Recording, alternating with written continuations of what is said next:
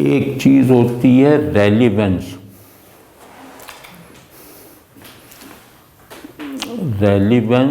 یا effective relevance. تو ایک تو یہ کہ انسان افیکٹو ریلیونس کے بغیر رہ نہیں سکتا۔ ابھی میں عرض کرتا ہوں کہ اس سے مراد کیا ہے، یا اس کو یوں لینا چاہیے کہ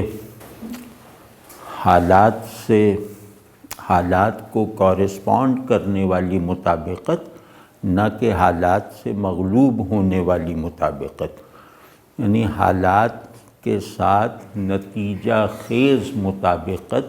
اس کو ہم دو حصوں میں بانٹ کے اگر کہیں تو وہ ہے ریلیونس اور افیکٹیوٹی، کہ وہ حالات کے لیے اجنبی نہ ہو، ریلیونس ہے، اور حالات پر اس کا اثر ضرور پڑے، یہ افیکٹیوٹی ہے۔ ٹھیک ہے، تو انسان سبجیکٹ آبجیکٹ کورسپونڈنس کا نام ہے، یعنی انسان کے بارے میں تمام نظریات، چاہے وہ فلسفے نے قائم کیے ہوں، چاہے نفسیات نے، چاہے دیگر سماجی علوم نے، ان کا جن باتوں پر اتفاق ہے اصطلاحوں کے فرق کے ساتھ، وہ یہ ہے کہ یہ سبجیکٹ آبجیکٹ کورسپونڈنس کو قائم کرنے، اسٹیبلش کرنے اور اسے نتیجہ خیز بنانے والا وجود ہے، یعنی انسان اپنے وجود میں ایک کورسپونڈنگ نظام ہے۔ یہ ہے سبجیکٹ آبجیکٹ کورسپونڈنس۔ سبجیکٹ انسان خود ہے، آبجیکٹ اس کے باہر کی دنیا ہے، یا اس کے علاوہ جو ہے وہ آبجیکٹ ہے، جو اس کا موضوع ہے وہ آبجیکٹ ہے۔ تو انسانوں پہ زوال اس وقت آتا ہے جب وہ اپنی اس وجودی ساخت کی خلاف ورزی کرتے ہیں، یعنی جب وہ سبجیکٹ آبجیکٹ کورسپونڈنس سے بے نیاز، لا تعلق، غافل یا بے بس ہو جاتے ہیں۔ ٹھیک ہے نا؟ تو دنیا کی ہر تہذیب اگر کوئی ایک مشترکہ سبب زوال رکھتی ہے تو وہ یہی ہے کہ یہ کورسپونڈنگ بینگ بن کر نہیں رہ سکے، یہ سبجیکٹ کا غلبہ آبجیکٹ پر برقرار نہیں رکھ سکے، یا ان کی سبجیکٹ آبجیکٹ ریلیشن شپ جو ہے وہ نتیجہ خیز نہیں رہی ان کے نظریے یا ان کی مرضی کے مطابق۔ انسان کے پاس اپنے وجود کی بقا اور اس کے پھیلاؤ کے لیے دو قوتیں ہیں، ایک ہے اس کی نظریاتی قوت، یعنی وہ چیزوں کو ڈیفائن کرتا ہے اور پھر اس ڈیفینیشن کے ساتھ چیزوں سے کورسپونڈنس کرتا ہے، نتیجہ خیز، مؤثر۔ ٹھیک ہے نا؟ تو یعنی چیزیں ڈیفائن ذہن میں ہوتی ہیں، پر تاثیر عمل سے بنتی ہیں۔ ٹھیک ہے نا؟ تو یہ بات مطلب بنیادی بات ہے۔ تو وہ ایک قوت نظریاتی ہوتی ہے جو اس کورسپونڈنس کو برقرار یا جاری رکھتی ہے، اور دوسری ہوتی ہے اس کی خواہش، اس کی مرضی۔ یہ دو انسان میں سب سے بڑی قوتیں ہیں، ایک اس کا نظریہ اور ایک اس کی خواہش، ایک اس کی مرضی، جو ممکن ہے کہ اپنی بناوٹ میں نظریاتی نہ ہو۔ تو خواہش سے قوت کے یہ جو اسلحے وغیرہ قوت کے جو بایولوجیکل اور قوت کے ٹیکنالوجیکل مظاہر پیدا ہوتے ہیں، نظریے سے جو ہیں وہ علمی اور اخلاقی نتائج پیدا ہوتے ہیں۔ تو انسان کورسپونڈ کیونکہ اپنے پورے وجود میں موجود سکت کے ساتھ کرتا ہے، لہٰذا اس کورسپونڈنس میں اس کی یہ دونوں بنیادی قوتیں کارفرما رہتی ہیں، اس کی نظریاتی قوت یعنی اس کی عمل اخلاقی اور علمی قوت، اور ایک اس کی خواہش، وہ اس کی عملی قوت ہے، ٹھیک ہے نا؟ تو خواہش سے قوت طاقت پیدا ہوتی ہے، اور عمل اور اخلاق سے غلبے کی دیگر پاورز پیدا ہوتی ہیں۔ جن تہذیبوں کو زوال ہوا ہے،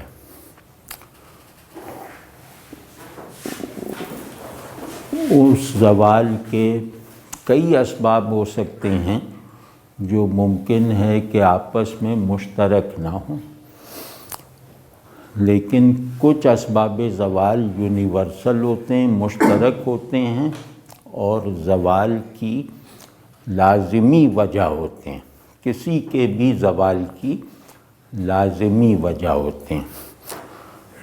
وہ وجہ یہ ہے کہ انسان اپنی کورسپونڈنگ بینگ یعنی حالات سے ریلیونس، حالات سے نتیجہ خیز مطابقت کی قوت لوز کر دے، تو پھر اس میں یہ تو ہو سکتا ہے کہ کچھ فلسفی ٹائپ کے لوگ پیدا ہو جائیں، کچھ تھیریز جنم لے لیں، یا میٹا فزیکل مباحث کی کثرت ہو جائے، لیکن ان کا اجتماعی تشخص، ان کی اجتماعی بقا اور تہذیبی نشو و نما کا جیسے پورا سرچشمہ خشک ہونے لگتا ہے۔ مطلب یہ ایک ایسی چیز ہے جو ہندو اور یونانی اور چینی تہذیبوں کو کھا گئی، جو دنیا کی سب سے بڑی تہذیبیں تھیں، اور اتنی بڑی تہذیبیں تھیں کہ ان کی تہذیبی سطح عظمت کو مسلمانوں نے کبھی ٹچ نہیں کیا، یعنی مسلم تہذیب کبھی اتنی بڑی نہیں ہوئی جتنی بڑی یونانی تہذیب تھی، جتنی بڑی ہندو تہذیب تھی، جتنی بڑی چینی تہذیب تھی، مطلب ایک تہذیب کے سیاق و سباق میں، ٹھیک ہے نا؟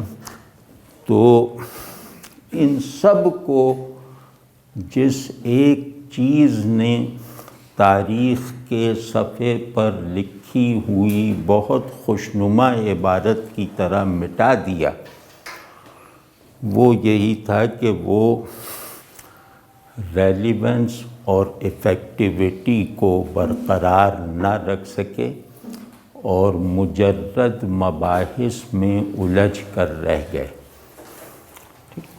مطلب مجرد مباحث کسے کہتے ہیں؟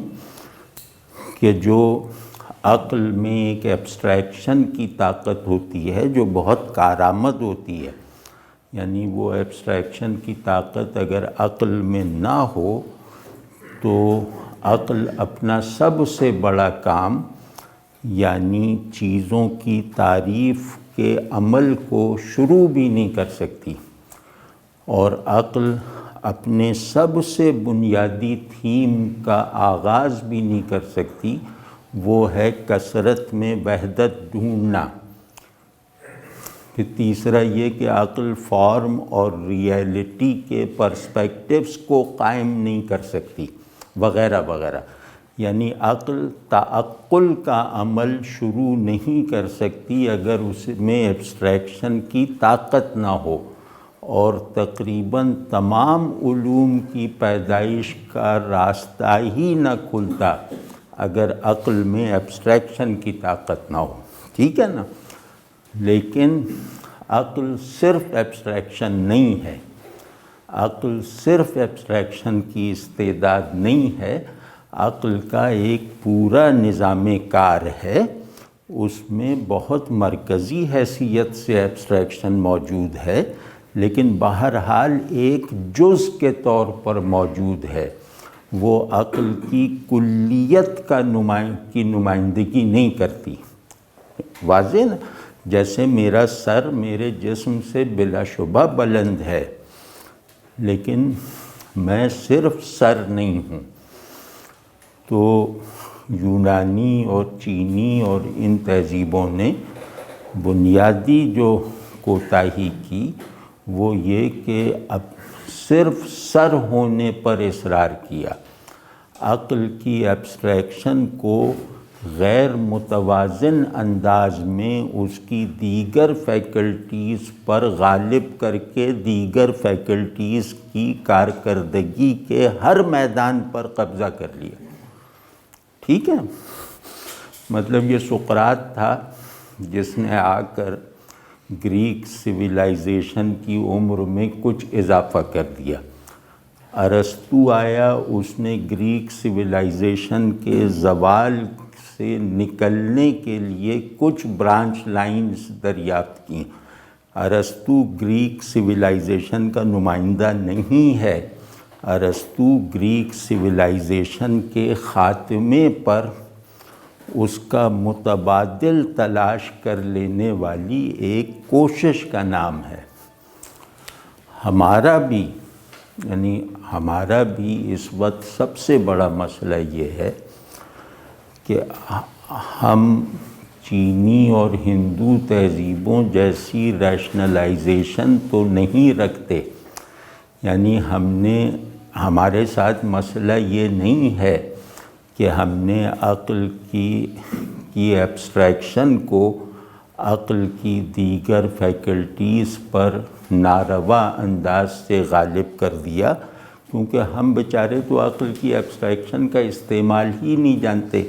مطلب جن کے بستے میں پڑی ہوئی تمام کتابیں دوسروں کی لکھی ہوئی ہوں تو وہ عقل کا استعمال کیا جانے۔ ٹھیک ہے نا؟ تو ہمارا یہ مسئلہ نہیں، ہمارا یہ مسئلہ ہے کہ ہم نے اپنے ذہن میں موجود دین کو، اب آپ سمجھ لیں کہ یونانیوں کی ریشنلائزیشن، ہندوؤں کی میٹافزیکلائزیشن نوسٹسزم اور چینیوں کی میٹافزیکلائزیشن، یہ تین ایک طرف۔ ہمارے ساتھ مسئلہ یہ ہے کہ نہ ہمارا ذہن میٹافزیکلائزیشن کے اصول پہ ہے، نہ یہ نوسٹک ہے، نہ یہ ریشنل ہے۔ ہم نے ایک نیا سینٹر دریافت کیا، وہ یہ کہ ہمارے ذہن میں موجود دین، ہمارے ذہن میں موجود دین سے نکلنے والے تصورات یہ irrelevant اور ineffective ہو گئے۔ مطلب ان میں کوئی ریلیونس نہیں ہے، مطلب الا ماشاء اللہ، یا تہذیبی قوت سے ہم نے دین کو اپنی تہذیب کا مبدا اور مخرج اور ماخذ بنایا، لیکن یہ مبدا اور ماخذ بنانا ذہن کی نہایت سطحی قوتوں کی کمک اور مدد سے تھا، ارادے کی انتہائی عدم دلچسپی کے ساتھ تھا، نفس کے بہت ہلے پن کے ساتھ تھا۔ یعنی دوسرے لفظوں میں کہیں تو بہت غبابت اور سنگ دلی کے ساتھ ہے۔ غبابت سمجھتے ہیں نا، غبابت کا لفظ؟ ہاں غبی سے، اب پتہ نہیں یہ لفظ صحیح ہے یا نہیں۔ غبابت صحیح لفظ ہے؟ مطلب اس لفظ کا صحیح ہونا بھی کیا ضروری ہے، یہ چیز ہی اتنی غلط ہے۔ مطلب ایک جمپ لے کر بات کرتے ہیں کہ یہ تہذیبوں کی بقا کا کام یہ ہوتا ہے کہ وہ اپنے ورلڈ ویو کے علمی، اخلاقی اور طاقت کے مظاہر کی صورت میں نتائج ضرور نکالتی ہیں۔ جس تہذیب کا بھی مطالعہ کریں، اس نے اپنے ورلڈ ویو کو ان 3 جہتوں سے نتیجہ خیز بنایا ہے۔ انہوں نے علوم پروڈیوس کیے، انہوں نے اخلاقی برتری حاصل کر کے دکھائی، اور انہوں نے حربی تفوق اور حربی غلبہ بھی، یعنی حربی طاقت بھی، اخلاقی قوت بھی اور علمی پاور بھی۔ اب ہمارے ساتھ جو بہت بڑا مسئلہ ہو گیا ہے وہ یہ کہ ہمارا ورلڈ ویو اپنی ٹیکسچول حالت میں، ٹیکسچول حالت کے 2 معنی ہیں، ایک تو یہ کہ اپنے ماخذ کی صورت میں، اور دوسرے یہ کہ اس ماخذ کی جو ذہن میں ریفلیکشن ہے اس شکل میں بھی بالکل صحیح حالت میں موجود ہے، نہ اس کی ذہن میں ڈسٹارشن ہے، نہ اس کی اپنے وجود میں ڈسٹارشن ہے۔ لیکن اس کے باوجود ہمیں اس پہ 2 وائرس لگ گئے ہیں، ایک ارریلیونس کا اور ایک بے تاثیری کا، بے نتیجگی کا۔ یعنی ہمارا دین ہمارے نفس میں بھی نتیجہ خیز نہیں رہا، ہمارے خارج کی دنیا میں بھی ایفیکٹو بلکہ ریلیونٹ نہیں رہ گیا۔ اب بہت بڑا مسئلہ یہ پیدا ہو گیا کہ تہذیب کی ان تینوں یونیورسل بنیادوں میں مذہب کا ہونا ناگزیر نہیں رہا، اور اس کی بہت بڑی نہیں، غالباً سب سے بڑی ذمہ داری مسلمانوں کے سر جاتی ہے۔ تو وہ ہم کسی وقت بعد میں دیکھیں گے کہ یہ وہی ہے جس نے آ کے مجھے کورسپونڈنگ بینگ بنایا، لیکن وہ دوسرا موضوع ہے۔ مسلمان آخری وحی کے وارث اور پوری طرح پروگرامڈ وجود، لیکن اس کے باوجود انہوں نے ایسی ناقدری کی۔ تو خیر کہنا یہ چاہ رہا تھا کہ انسان کورسپونڈنگ بینگ ہے، اور کورسپونڈنس کا مطلب یہ ہے کہ اپنے مستقل نظریات کو اپنے باطن اور اپنے خارج میں نتیجہ خیز بنائے ریلیونس کے ساتھ، ٹھیک ہے نا؟ تو اس کے لیے بہت ضروری ہے کہ میں ذرا اس کے لیے مناسب لفظ سوچ لوں تاکہ بے احتیاطی نہ ہو، کہ مسلم تہذیب میں یعنی تہذیب وہی ہے جس میں غلبے کے یہ 3 عناصر پائے جائیں، چاہے وہ غلبہ خود اس کے اسٹرکچر پر اپلائی ہوتا ہو۔ غلبے کا مطلب غیر پہ غالب ہونا ہی نہیں ہے، غلبے کا مطلب ہے خود اپنے اوپر حاکم ہونا، اصل مطلب یہ ہے۔ تو ہر تہذیب کے بیسک اسٹرکچر میں اس طرح کے غلبے کے 3 عناصر ہوتے ہیں، اور وہ تینوں عناصر ہماری تہذیب میں مردہ ہو چکے ہیں، حالت نزع میں نہیں ہیں، وہ مردہ ہو چکے ہیں، اور وہ اب جو بھی کام سنجیدگی سے کیا جائے گا اس میں گویا ان 3 مردہ عناصر کو بحال کرنے کی کوشش کی جائے گی، ورنہ وہ سب کچھ ذہنی ورزش ہے، وہ سب کچھ اپنے کچھ خود ساختہ تصورات میں ذہن کو مگن اور منہمک رکھنے کی عادت ہے، اس سے زیادہ کچھ نہیں ہے۔ اور وہ 3 عناصر میں نے عرض کر دیے کہ اب کیسی شرم آتی ہے۔ 3 عناصر وہ عرض کیے نا، قوت، علم، اخلاق۔ تو اب ذرا غور کیجئے کہ ٹرمپ نے جو وہ 7 مسلم ملکوں کے ویزا پہ جو پابندی لگائی تھی، تو آپ دیکھ لیجئے کہ اس کی سب سے بڑی ریزسٹنس انہی کی امریکی یا مغربی سوسائٹی کی طرف سے آئی۔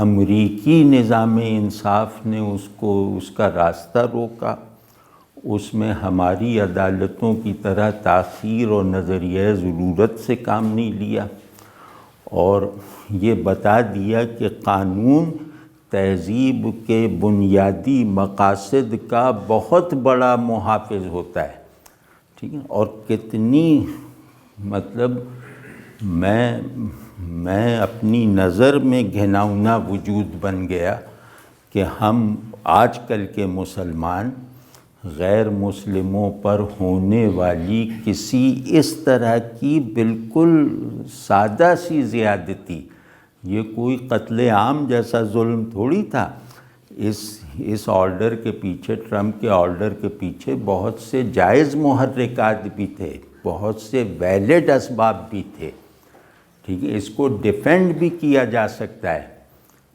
ٹھیک ہے نا، لیکن اس کے بعد ایک اس طرح کی سرسری سی زیادتی، اس کے خلاف ان کی سوسائٹی اپنی بہترین طاقت جمع کر کے مسلمانوں کے ساتھ اس حد تک کھڑی ہو گئی کہ ان کے پارلیمان کے ممبرز کہنے لگے کہ ہم خود کو مسلم نیم سے رجسٹر کروائیں گے۔ کئی لوگوں نے مسلمانوں کے ساتھ مسلمان ہوئے بغیر نماز پڑھی،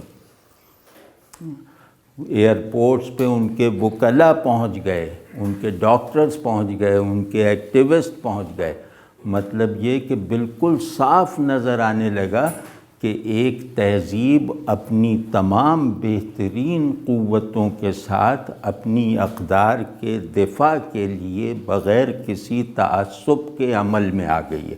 ہم کبھی نہیں کر سکتے دوسروں کے لیے، یعنی آج کا مسلمان کبھی نہیں کر سکتا، ورنہ ٹرمپ کا آرڈر فاروق آباد کے مسیحیوں کو جلانے سے بڑا ظلم نہیں ہے، ٹھیک ہے نا۔ ٹرمپ کا آرڈر جو ہے وہ ہمارے یہاں دہشت گردی کے کسی بھی بڑے واقعے سے زیادہ شدید ظلم نہیں ہے، بلکہ اس کا انہیں حق پہنچتا ہے، ٹھیک ہے نا۔ وہ مسلم دہشت گردی کا شکار ملک ہے، اس کا اسے پورا حق پہنچتا ہے کہ وہ اپنے آپ کو محفوظ کرے، اب وہ چاہے تعصب سے کرے، تعصب رکھنے کا بھی اسے پورا حق پہنچتا ہے، ٹھیک ہے نا۔ لیکن ہم ایک اپنی اخلاقی کمتری دیکھیے کہ کتنی مذہبی لیڈرشپ، کتنے مذہبی طبقات، کتنی مسلم سوسائٹی کی لیئرز، فاروق وہ کیا بٹہ مزدوروں کو جو جلایا گیا تھا فاروق آباد میں، تو وہاں کتنے لوگ ان کی ہمدردی کے لیے پہنچے، کتنے لوگ ماڈل ٹاؤن میں قادیانیوں کو جو مارا گیا وہاں پہ ماڈل ٹاؤن اور وہ گڑی شاہو میں، تو کتنے لوگ ہیں جو گھنٹوں وہ ڈرامہ جاری رہا، میڈیا وہ دکھاتا رہا، گھنٹوں جاری رہا، کتنے لوگ ہیں جو وہاں پہنچے، یہ جیش اور یہ لشکر اور یہ جماعت الدعوہ، یہ کتنے لوگ ہیں جو وہاں پہنچے کہ ہم حفاظت کرتے ہیں، ہم ان کو مارتے ہیں۔ تو یہ مطلب اخلاقی پستی کا یہ عالم ہے، مطلب ایسی اخلاقی پستی کے ساتھ اگر کوئی شخص اس خبط میں رہے کہ وہ اس طرح کی تہذیب کی بقا کا اور وہ کیا نام ہے اس کی عظمت کا کوئی خواب دیکھ سکتا ہے، تو وہ یا تو جھوٹا ہے یا دیوانہ ہے، نفسیاتی مریض ہے۔ مطلب ہمارے پاس ہماری کوئی ایسی سچی تصویر نہیں ہے جو سادہ معنی میں انسانی معاشرے کی تصویر ہو۔ پورے عالم اسلام میں کوئی گوشہ نہیں ہے جو بالکل سادہ، بدیہی اور مسلمہ معنی میں انسانوں کی جگہ کی نمائندگی کرتا ہو۔ کہ یہاں انسان رہتے ہیں۔ تو اب یہ مطلب اس کے اسباب، میں اس میں نہیں جاتا کہ مذہبی سبب ہم نے دین کو چھوڑ دیا۔ جو دوسرا ہے وہ کہتا ہے یہ دین کو پکڑنے کے نتیجے میں ہے، اگر دین چھوڑ دیتے تو یہ نہ ہوتا۔ آپ سمجھیں، ویسٹ والے یہ سب بہانے نہیں، وہ کیوں سنیں گا؟ وہ کہتا ہے کہ تم تھوڑی اسلام کے نمائندے ہو، نمائندہ تو داعش ہے، وہ قرآن تم سے زیادہ جانتی ہے، وہ حدیثیں تم سے زیادہ سمجھتی ہے، اس میں حمیت تم سے زیادہ ہے۔ قرآن جس طرح کا مجاہدانہ مزاج بنانا چاہتا ہے وہ ان میں تم سے بہت زیادہ ہے۔ تم منافق لوگ ہو کیونکہ تم کو ہم سے مفادات ہیں، ٹھیک ہے نا، تم ہم سے ڈرتے ہو، اس وجہ سے اپنے سچے اسلام کا اظہار نہیں کرتے، یا ہم سے تمہیں لالچ ہے۔ وہ مخلص مسلمان ہیں، وہ کھڑے ہو گئے کہ ہمیں نہ تم سے کوئی لالچ ہے نہ تمہارا کوئی خوف۔ تو اس کو بھائی بہت مطلب یہ کہ اس کو دعوت دین بنا کر اپنی جہاں جہاں تک آواز جاتی ہے وہاں وہاں تک پہنچائیں کہ اپنے دین کی رسوائی کا ایسا سبب نہ بنو۔ چاہے تم غیر مسلموں کو مسلمان بنانے کی ایکٹیویٹی کا حصہ نہ بنو، لیکن مسلمانوں کو غیر مسلم کرنے والی تحریکوں میں بھی اپنا کردار ادا نہ کرو، سب سے پہلے خود مسلمان بنو۔ تو ہم اب مطلب یہی ریلیونس جو میں نے گفتگو کے شروع میں عرض کیا تھا کہ اس ریلیونس کا لحاظ نہ رکھنے کی وجہ سے میں سچ کہہ رہا ہوں کہ مسلمان اور انسان میں تضاد کی نسبت پیدا ہو گئی ہے کہ یہ دو متضاد چیزیں ہیں، مطلب یا تو انسان بنو یا مسلمان بنو۔